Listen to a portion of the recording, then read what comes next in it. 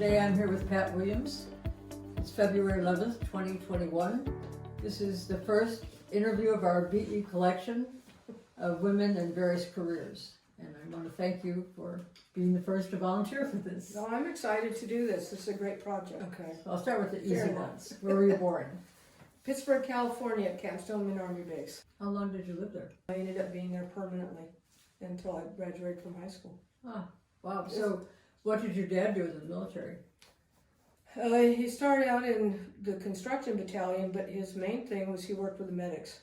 How about your mom? Well, I don't know very much about her. She was out of my life from the time I was about 6 months old. My dad did some construction. He did construction intermittently throughout his life. So what about your childhood? Growing up, and were you a tomboy? Oh, I was a tomboy. Ah, Oh, that's... that was the I leading forgot question. to send a picture to you. I'm going to have to dig it out with a pot on my head and the cowboy boots. I love that picture because to me, when I look at that, it's like the only thing that's changed is I wear work boots now and I have a hard hat Instead of a pot. instead of a pot on my head instead of cowboy boots. When you said from pot to cowboy boots, I thought, is she talking about marijuana? And then I said, oh no, she had a pot on her I head. had a pot on my head, yeah. Yeah, that's my favorite picture of me as a kid. It's cute. And kind of one of the family things I remember when I was living with my dad in Florida, my aunt was there, and she came over one time, and she had bought me this doll. Well, I had no use whatsoever for dolls. How old were you? So I was about 6. Uh-huh. So she came over, and my toys were things that my dad brought from his construction job. He'd bring me little blocks of wood and nails, and most of them were bent, so I'd straighten them out, and he gave me an old hammer. And so I would build things with them. Well, she came over, she got on him because of this nice doll sitting on the thing that I refused to play with. Mm-hmm. So Did you ever pick that doll up? I never did. No. No. So what were you like in high school? I had a lot of fun. I was very busy in a lot of things, a lot of sports. My foster sister, I was in foster homes for 9 years. From the time I was 9 till I was 18. And That's a long time. that was a long time, yeah. But my second foster home, my sister was my age. She was 3 months younger than me. And we loved music. So one of our things, and we lived in Pittsburgh, California was a very culturally rich and diverse town. And I loved that. We had everybody there. Did you see your dad when you were in the foster care? No, I did a few times, but he died when I was about 13. Oh. So then he was out of the picture. But Did you move foster homes or? at the time he died, no, I was in the foster home with Kathy and her parents. And so I just stayed there. Mm-hmm. They made the comment, they said there's no reason for anything to change. So, I mean, just because he died, it had no relevance really to what was going on already in my life. So when did you know or sense you might be a lesbian? Probably when I was in a doctor's office. I used to always read the stuff on the doctor's chairs that they had there. And actually, I guess I was about maybe 14, 15. It was a long wait time, and I picked up this doctor's thing, and it said, homosexuality can't be cured. And I thought, wow, I wonder what that kind of sickness that is. Were you familiar with the word No, homosexual? I wasn't. Really? No, I had no idea what it was. I mean, to me, it could have been cancer. That's right, what disease? Could have been right? anything. Could have been anything. So I picked it up and I'm reading it and I'm thinking, what are they talking about here? And then they kind of briefly explained an attraction to the same-sex person. I thought, okay. And then they started talking about shock treatments and all the stuff that yes, it was very popular then. And I read that and I thought, wow, this is a disease I don't want to get. I don't want shock treatments. I don't want shock treatments. Well, and they were talking about the kinds of effects after the shock treatments. And I mean, I'm reading all this stuff, and I'm sure my eyes were getting wider and wider. And I mean, I was able to read the whole article. That's how long I was in the waiting room. And so it was pretty eye-opening and shocking. You were in high school at this time? I was in high school at that point, maybe junior high school. Was it the 60s? It was in the 60s, yeah. So that kind of held off any leanings that I might have wanted to have. I mean, I always had crushes on girls, but I didn't it didn't compute With the article? with the article. Uh-huh. Yeah, and I had boyfriends because that's what you're expected to do when you live in a town of 20,000 people Right. and kind of a blue collar community Mhm. in the 60s. And you were a tomboy, so And I was a tomboy, so, you know, and I mean, a lot of girls were tomboys in the farming community. So good. So that was high school. Then after high school, did you go into more education, or? I did because I bought into what everybody was saying, that in order to be successful, you had to be college educated. Mm-hmm. And I had made a promise to myself when I was about 10 years old that I was not going to do my adulthood the way that the adults around me did my childhood. So You did that at what, 10? about 10 years old, yeah. That's amazing. Because I was in my first foster home already. Wow. And actually, I got chastised because I asked for seconds at dinner with my foster mother. Mm-hmm. And she just made a kind of a snide comment, and afterwards I thought, I am not going to do this as an adult. My adulthood is going to be very different. And I don't know exactly what the words were, but that was the thought process. Mm-hmm. And, you know, it was kind of one of those situations where I made a promise I was always going to have food on the table, and I was going to have a roof over my head, and I was going to be able to support myself. Because, you know, my father was not a good supporter. He was an alcoholic. Mm-hmm. And so, you know, there was ups and downs when we were living together, including being homeless. We lived out of a car and out of a park for a couple of months. Wow. So, you know, I mean, that had an effect on me. So, you know, here I am by the time I was getting into junior high school, and everybody's talking about what do you want to do when you grow up. Everybody was saying go to college, and in school they were pressing that. They weren't saying go get a trade or anything like that.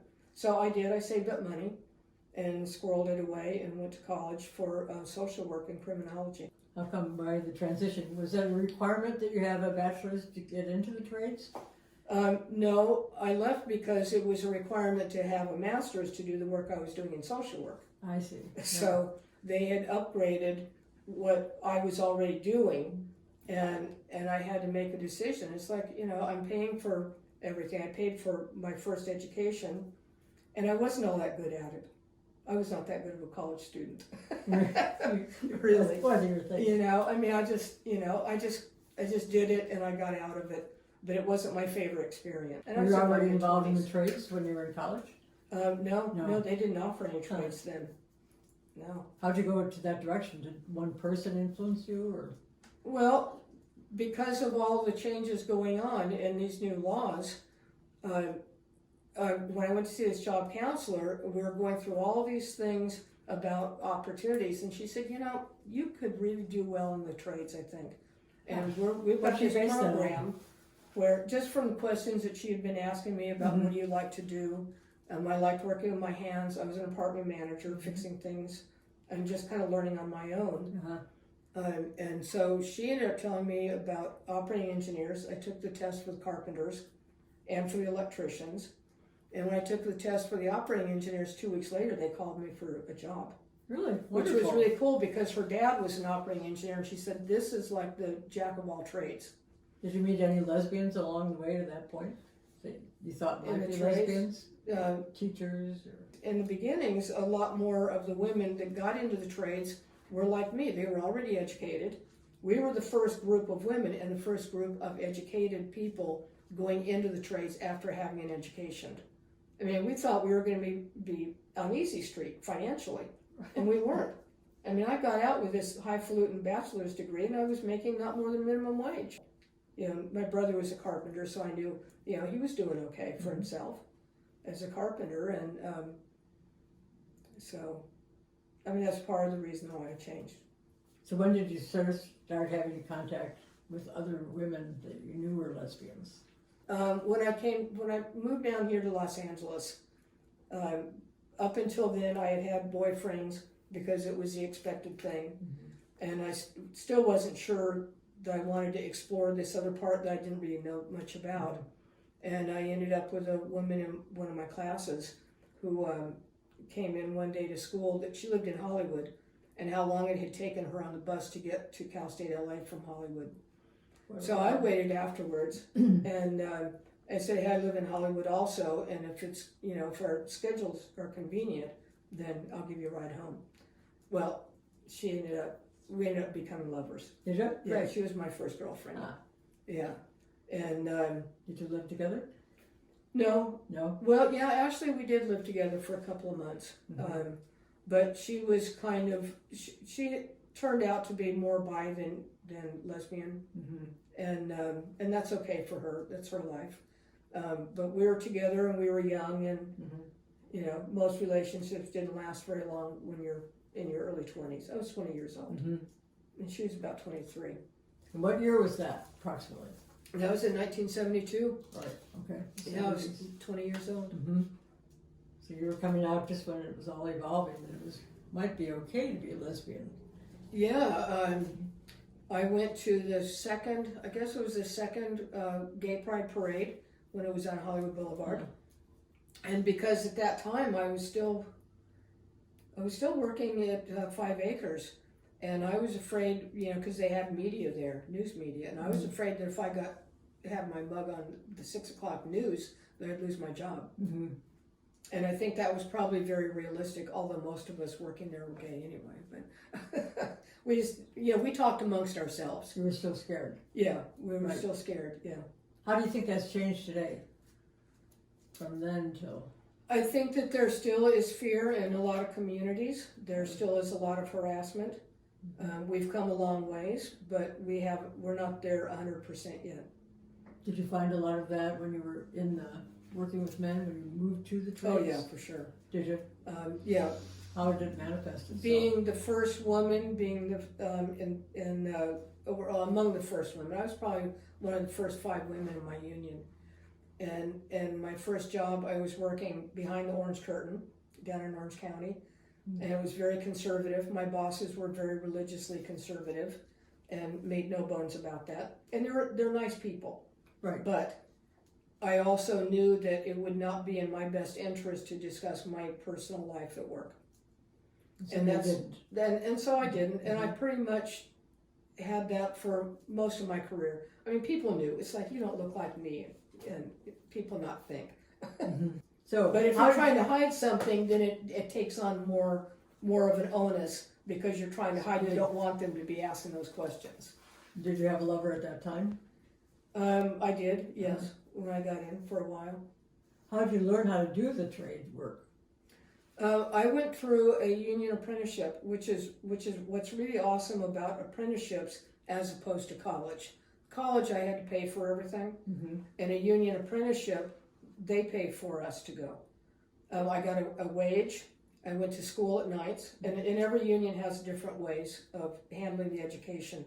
But I went to school 2 to 3 nights a week, and they paid for all my books and the tuition, because it was all handled through LA Trade Tech.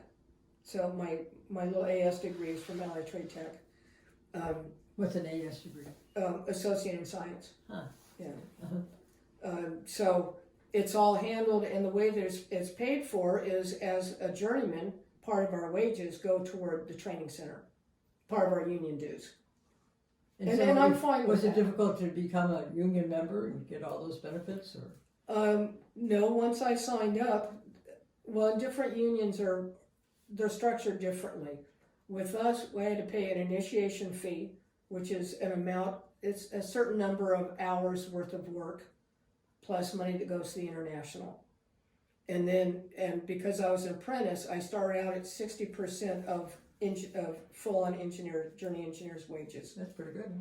So here I was making 60%, so my initiation was prorated to 60%. Mm-hmm. So I paid an initiation fee, and it wasn't all that much to get in, and they gave me like 90 days to pay it. So if I didn't have enough money up front, then I would pay it in allotments for 90 days.